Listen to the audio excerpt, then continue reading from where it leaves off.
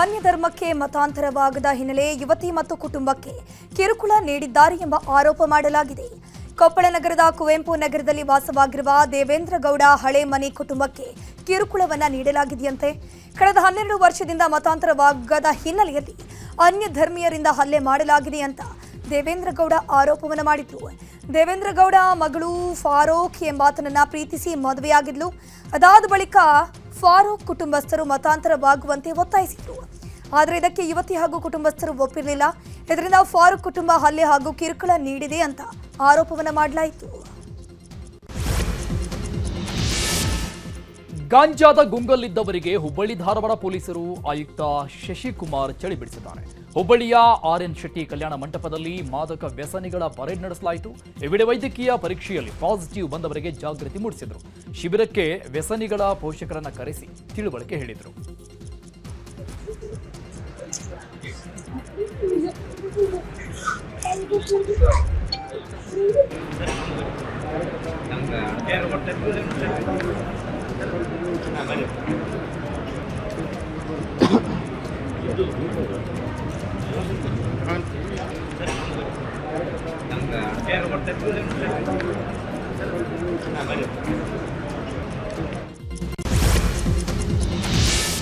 ಸರ್ಕಾರಿ ಟೀಚರ್ ಹೊಡೆದಿದ್ದಕ್ಕೆ ಬಾಲಕನೊಬ್ಬ ಕಣ್ಣು ಕಳ್ಕೊಂಡ ಘಟನೆ ಚಿಕ್ಕಬಳ್ಳಾಪುರ ತಾಲೂಕಿನ ಯುಗವ ಕೋಟೆ ನಲಿಕಲಿ ಶಾಲೆಯಲ್ಲಿ ನಡೆದಿದೆ. 1ನೇ ತರಗತಿ ವಿದ್ಯಾರ್ಥಿ ಯಶವಂತ್ ಕಣ್ಣು ಕಳ್ಕೊಂಡ ಬಾಲಕನಾಗಿದ್ದಾನೆ. ನಲಿಕಲಿ ಟೀಚರ್ ಸರಸ್ವತಿ ಅನ್ನೋರು ಬಾಲಕನ ಮೇಲೆ ಹಲ್ಲೆಯನ್ನು ಮಾಡಿದ್ದು ಬಾಲಕನ ಬಲಗಣ್ಣು ಹಾನಿಯಾಗಿದೆ. 3 ಬಾರಿ ಆಪರೇಷನ್ ನಡೆದರೂ ಬಾಲಕನಿಗೆ ಕಣ್ಣು ಕಾಣದೆ ಪರದಾಟ ನಡೆಸಿದ್ದಾನೆ. ಪಕ್ಕದ ಗ್ರಾಮದವರಿಗೆ 3 ಪಾತ್ರೆ ಕೊಟ್ಟಿದ್ದಕ್ಕೆ ಗ್ರಾಮದಿಂದಲೇ ಬಹಿಷ್ಕಾರ ಹಾಕಿದ್ದಾರೆ. ಚಿಕ್ಕಮಗಳೂರು ತಾಲೂಕಿನ ಮುಳ್ಳುವಾರೆ ಗ್ರಾಮದಲ್ಲಿ ಈ ಘಟನೆ ನಡೆದಿದೆ. ಮುಳ್ಳುವಾರೆಯ ಭೈರಪ್ಪ ಅನ್ನೋರು ಕೆಸರಿಕೆ ಗ್ರಾಮದವರಿಗೆ 3 ಪಾತ್ರೆಯನ್ನ ಮದುವೆ ಕಾರ್ಯಕ್ರಮದ ಅಡುಗೆ ತಯಾರಿಕೆಗಾಗಿ ಕೊಟ್ಟಿದ್ರು.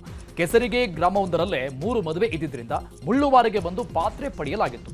ಗ್ರಾಮದ 3 ಪಾತ್ರೆ ಕೊಟ್ಟಿದ್ದಕ್ಕಾಗಿ ಗ್ರಾಮದ ಮುಖ್ಯಸ್ಥನಿಗೆ ಬಹಿಷ್ಕಾರ ಹಾಕಲಾಗಿದೆ. ಇದೀಗ ನ್ಯಾಯ ಕೂಡಿಸಿ ಅಂತ ಭೈರಪ್ಪ ಮನವಿ ಮಾಡಿದ್ದಾರೆ.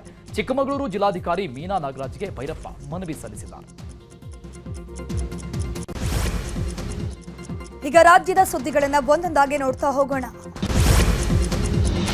ಡೆವಿಲ್ ಸಿನಿಮಾ ಶೂಟಿಂಗ್ ಮುಗಿಸಿ ದರ್ಶನ್ ಬೆಂಗಳೂರಿಗೆ ವಾಪಸ್ಸಾಗಿದ್ದಾರೆ. ರಾಜಸ್ಥಾನದ ಜೈಪುರದಲ್ಲಿ ನಡೆಯುತ್ತಿದ್ದ ಶೂಟಿಂಗ್ ಶೆಡ್ಯೂಲ್ ಮುಕ್ತಾಯವಾದ ಹಿನ್ನೆಲೆಯಲ್ಲಿ ಬೆಂಗಳೂರಿಗೆ ವಾಪಸ್ಸಾಗಿರುವಂಥದ್ದು. ಪತ್ನಿ ಹಾಗೂ ಪುತ್ರನೊಂದಿಗೆ ತೆರಳಿದಂತಹ ದರ್ಶನ್ ಬೆಂಗಳೂರಿಗೆ ಮರಳಿದ್ದಾರೆ. ಇನ್ನು ಏಪ್ರಿಲ್ 13ರಿಂದ ಬೆಂಗಳೂರಿನಲ್ಲಿ ಶೂಟಿಂಗ್ ಮುಂದುವರಿಯಲಿದೆ. ಇದೇ ವೇಳೆ ಡೆವಿಲ್ ಚಿತ್ರದ ಇಡೀ ತಂಡವು ಕರ್ನಾಟಕಕ್ಕೆ ವಾಪಸ್ಸಾಗಿದೆ. ಕೋಲಾರ ಜಿಲ್ಲೆಯ ಹಲವು ಕಡೆ ಭಾರೀ ಮಳೆಯಾಗಿದೆ. ಕಳೆದ 2 ದಿನಗಳಿಂದ ಮಳೆಯಾಗ್ತಾನೆ ಇದ್ದು ಬಿಸಿಲಿನ ಬೇಗೆಗೆ ದಣಿದಿದ್ದ ಜನರಿಗೆ ಮಳೆರಾಯ ತಂಪೆರೆದಿದ್ದಾರೆ. ಕೋಲಾರದಲ್ಲಿ ಇನ್ನೂ 2-3 ದಿನ ಮಳೆಯಾಗಲಿದೆ ಅಂತ ಹವಾಮಾನ ಇಲಾಖೆ ಮುನ್ಸೂಚನೆ ಕೊಟ್ಟಿದೆ. ಕಾಫಿನಗರ ಚಿಕ್ಕಮಗಳೂರಲ್ಲೂ ಕೂಡ ಭಾರೀ ಗಾಳಿ ಸಹಿತ ಮಳೆ ಸುರಿತಾನೆ ಇದೆ. ಮೂಡಿಗೆರೆ ಸಮೀಪದ ಹಳೆಕೋಟೆ ಬಳಿ ಬಿರುಗಾಳಿ ಮಳೆಗೆ ರಸ್ತೆಗೆ ಅಡ್ಡಲಾಗಿ ಬೃಹತ್ ಮರ ಬಿದ್ದಿದೆ. ಮರ ಬಿದ್ದ ರಭಸಕ್ಕೆ ವಿದ್ಯುತ್ ಕಂಬ ಕೂಡ ಮುರಿದು ಬಿದ್ದಿದೆ. ವಿಶ್ವವಿಖ್ಯಾತ ಹಂಪಿಗೆ ರಾಜ್ಯಪಾಲ ಥಾವರ್ ಚಂದ್ ಗೆಹ್ಲೋಟ್ ಭೇಟಿ ನೀಡಿದ್ರು. ಹಂಪಿಯಲ್ಲಿರುವ ಐತಿಹಾಸಿಕ ಸುಗ್ರೀವ ಗುಹೆ ವೀಕ್ಷಣೆ ಮಾಡಿದ್ರು. ರಾಜ್ಯಪಾಲರೊಂದಿಗೆ ಉನ್ನತ ಶಿಕ್ಷಣ ಸಚಿವ ಡಾಕ್ಟರ್ MC ಸುಧಾಕರ್, ವಿಜಯನಗರ ಜಿಲ್ಲೆಯ ಜಿಲ್ಲಾಧಿಕಾರಿ ಮತ್ತು ಪೊಲೀಸ್ ವರಿಷ್ಠಾಧಿಕಾರಿ ಸಾಥ್ ನೀಡಿದ್ರು. ಇತಿಹಾಸ ಪ್ರಸಿದ್ಧ ಬೀರೇಶ್ವರ ಸ್ವಾಮಿ ದೇವಸ್ಥಾನದಲ್ಲಿ ವಿಶಿಷ್ಟ ರೀತಿಯ ಜಾತ್ರೆ ಆಚರಣೆ ಮಾಡಲಾಗಿದೆ. ದೇವನಹಳ್ಳಿ ತಾಲೂಕಿನ ಪ್ರಸಿದ್ಧ ನಲ್ಲೂರು ಕೋಟೆ ಬಳಿ ವಿಶೇಷ ಜಾತ್ರೆ ಮಾಡಲಾಗಿದೆ. ಹೊಂಡದಲ್ಲಿ ದೇವರ ಮೂರ್ತಿ ಪ್ರತಿಮೆಗೆ ಪೂಜೆ ಸಲ್ಲಿಸಿ ತಲೆಯ ಮೇಲೆ ತೆಂಗಿನಕಾಯಿಯನ್ನ ಭಕ್ತರು ಒಡಿಸಿಕೊಂಡಿದ್ದಾರೆ. ಸುಮಾರು 50ಕ್ಕೂ ಹೆಚ್ಚು ಭಕ್ತರು ತೆಂಗಿನಕಾಯಿ ಒಡಿಸಿಕೊಂಡಿದ್ದಾರೆ. ಜಾತ್ರೆಯಲ್ಲಿ ಸಚಿವ KH ಮುನಿಯಪ್ಪ ಸೇರಿದಂತೆ ಸ್ವಾಮೀಜಿಗಳು ಭಾಗಿಯಾಗಿದ್ದಾರೆ. ರಾಮನಗರಕ್ಕೆ ಮಾನವ ಹಕ್ಕುಗಳ ಆಯೋಗ ಭೇಟಿ ನೀಡಿದೆ. ಮಾನವ ಹಕ್ಕುಗಳ ಆಯೋಗದ ಅಧ್ಯಕ್ಷರಾಗಿರುವಂತಹ ಶ್ಯಾಮ್ ಭಟ್ ಹಾಗೂ ತಂಡ ಭೇಟಿ ನೀಡಿದ್ದು ಪರಿಶೀಲನೆ ಮಾಡಿದ್ರು. ಈ ವೇಳೆ ಮೆಟ್ರಿಕ್ ನಂತರದ ವೈದ್ಯಕೀಯ ಇಂಜಿನಿಯರಿಂಗ್ ಬಾಲಕಿಯರ ವಿದ್ಯಾರ್ಥಿ ನಿಲಯಕ್ಕೆ ಶ್ಯಾಮ್ ಭಟ್ ಭೇಟಿ ನೀಡಿದ್ದಾರೆ. ಆದರೆ ಊಟದ ಪರಿಶೀಲನೆ ಮಾಡೋಕೆ ಹಿಂದೇಟನ್ನು ಹಾಕಿದ್ರು.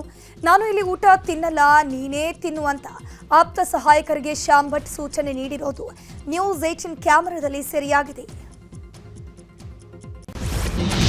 ತಮಿಳುನಾಡು ರಾಜ್ಯಾಧ್ಯಕ್ಷ ಹುದ್ದೆಯನ್ನ ಅಣ್ಣಾಮಲೈ ತ್ಯಜಿಸಿದ್ದಾರೆ. ಹೈಕಮಾಂಡ್ ಸೂಚನೆಯಂತೆ ಅಣ್ಣಾಮಲೈ ರಾಜೀನಾಮೆಯನ್ನು ನೀಡಿರುವಂಥದ್ದು. 2023ರಲ್ಲಿ AIADMK ಬಿಜೆಪಿ ಮೈತ್ರಿಗೆ ಅಣ್ಣಾಮಲೈ ಒಪ್ಪಿರಲಿಲ್ಲ. ಆದ್ರೀಗ ಎಐಎಡಿಎಂಕೆ ಬಿಜೆಪಿ ಮೈತ್ರಿ ಬೆನ್ನಲ್ಲೇ ಅಣ್ಣಾಮಲೈ ರಾಜೀನಾಮೆ ನೀಡಿದ್ದಾರೆ. ವ್ಯಕ್ತಿಯೊಬ್ಬ ತನ್ನ ಹೆಂಡತಿ ಹೊಡಿತಾಳೆ ಅಂತ ಪೊಲೀಸ್ ಠಾಣೆ ಮೆಟ್ಟಿಲು ಏರಿರುವಂತಹ ಘಟನೆ ಮಧ್ಯಪ್ರದೇಶದ ಪನ್ನಾದಲ್ಲಿ ನಡೆದಿದೆ. ಲೋಕೋ ಪೈಲಟ್ ಆಗಿ ಕೆಲಸ ಮಾಡ್ತಾ ಇರುವ ಲೋಕೇಶ್ ಎಂಬಾತ ತನ್ನ ಹೆಂಡತಿ ಕ್ರೂರವಾಗಿ ಹೊಡಿತಾಳೆ, ದಯವಿಟ್ಟು ನನ್ನನ್ನು ಉಳಿಸಿ ಸಾರ್ ಅಂತ ಹೆಂಡತಿ ಹೊಡೆಯುವ ದೃಶ್ಯವನ್ನ ಪೊಲೀಸರಿಗೆ ಕೊಟ್ಟು ದೂರು ಕೊಟ್ಟಿದ್ದಾನೆ.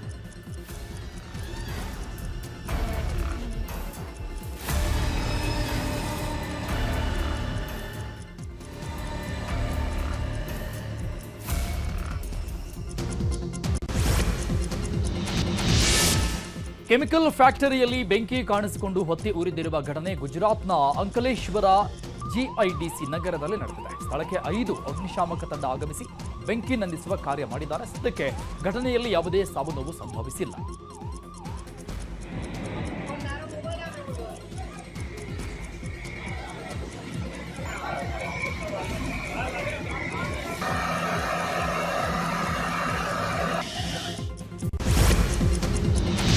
ಚಿನ್ನ ಮತ್ತು ಬೆಳ್ಳಿಯ ಬೆಲೆ ಇಂದು ಕೊಂಚ ಇಳಿಕೆ ಕಂಡಿದೆ. ಸತತವಾಗಿ ಏರಿಕೆಯಾಗ್ತಿದ್ದ ಚಿನ್ನದ ಬೆಲೆ ಗ್ರಾಂಗೆ 160 ರೂಪಾಯಿ ಇಳಿಕೆ ಕಂಡಿರುವಂಥದ್ದು.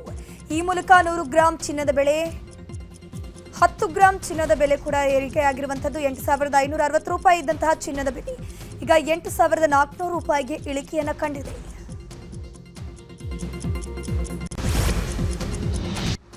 ಈಗ ವಿದೇಶದ ಪ್ರಮುಖ ಸುದ್ದಿಗಳನ್ನು ನೋಡೋಣ. ಬ್ಯಾಂಕಾಕ್ನಲ್ಲಿ ನಡೆದ ಬಿಮ್ಸ್ಟೆಕ್ ಶೃಂಗಸಭೆಯ ಸಂದರ್ಭದಲ್ಲಿ ಬಾಂಗ್ಲಾದೇಶದ ಮಧ್ಯಂತರ ಸರ್ಕಾರದ ಮುಖ್ಯ ಸಲಹೆಗಾರ ಮೊಹಮ್ಮದ್ ಯೂನುಸ್ ಅವರನ್ನ ಮೋದಿ ಭೇಟಿಯಾಗಿದ್ದಾರೆ. ಈ ವೇಳೆ ಬಾಂಗ್ಲಾದೇಶದಲ್ಲಿರುವ ಹಿಂದೂಗಳು ಸುರಕ್ಷತೆಯ ಬಗ್ಗೆ ಕಳವಳ ವ್ಯಕ್ತಪಡಿಸಿದರು. ಅಲ್ಲದೆ ಶಾಂತಿಯುತವಾಗಿ ಎಲ್ಲರ ಕಾಳಜಿಯನ್ನ ನೋಡುವ ಬಾಂಗ್ಲಾದೇಶಕ್ಕೆ ಭಾರತ ಬೆಂಬಲ ನೀಡಲಿದೆ ಅಂತ ಹೇಳಿದ್ದಾರೆ.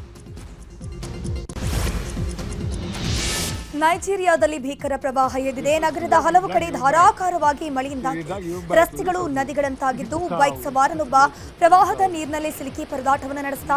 ನಿರಂತರ ಮಳೆಯಿಂದಾಗಿ ಜನರು ಅಕ್ಷರಶಃ ನರಕ ಅನುಭವಿಸುತ್ತಿದ್ದು ಪ್ರವಾಹ ಪೀಡಿತ ಸ್ಥಳಗಳಲ್ಲಿರುವ ಜನರನ್ನ ಸುರಕ್ಷಿತ ಸ್ಥಳಕ್ಕೆ ಸ್ಥಳಾಂತರ ಮಾಡಲಾಗಿದೆ.